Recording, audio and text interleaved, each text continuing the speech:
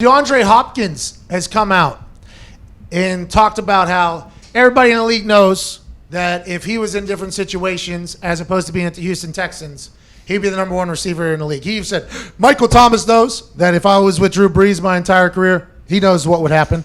Julio Jones knows if I was Matt Ryan my entire career, he knows what would happen. And as soon as I read it, I was like, damn, is that a shot at Deshaun Watson right there? That sounds like a shot at Deshaun Watson. And then you find this stat right here, and it's hard not to understand why DeAndre Hopkins is like, I haven't had a single motherfucking quarterback until Deshaun Watson got here. So you want to talk about stats and stuff like that. Let's talk about TJ Yates, Tom Savage, Taylor Heineke, Deshaun Watson, Brock Osweiler, Tom Savage, Ryan Mallett, TJ Yates again, Brandon Whedon, Brian Hoyer, Ryan Mallett, Tom Savage, Case Keenum.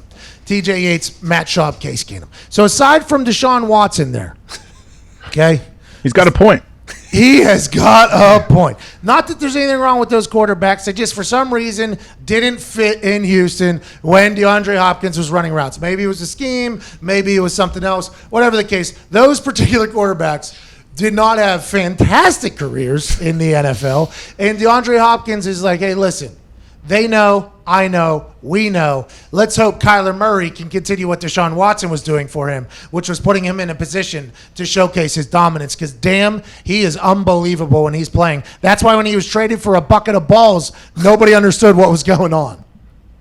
Well, think about it. It's almost like if I've said before, I think even maybe on our draft show we did, if I was a scout, like I was looking for receivers, I'd try to go to some schools that have below average quarterback play in college, and I try to find like those diamonds in the rough, those receivers that just had a quarterback that wasn't any good, or maybe the team ran the triple option or something, which there's not a whole lot of stud receivers going to triple option schools, but like to say some kind of scheme change kind of took them away, but they're still super talented guys. So the fact that DeAndre Hopkins has been able to be as dominant as he has with this list of quarterbacks, I think speaks to even how good this guy is. He's so good.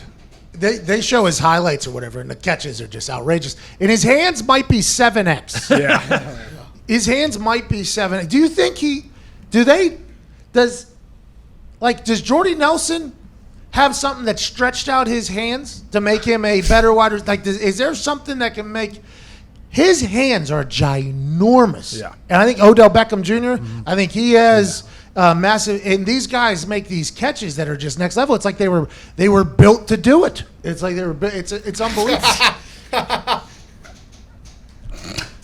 Oh, don't you even. By the way,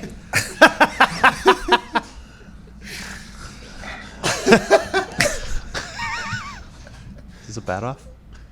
backside. Hit my books. Let me grab a couple books. Oh, hold on. Can you see me? Oh, no, they won't come out. My bad. Look good, feel good, play good. Play good, pay good, live good, die good.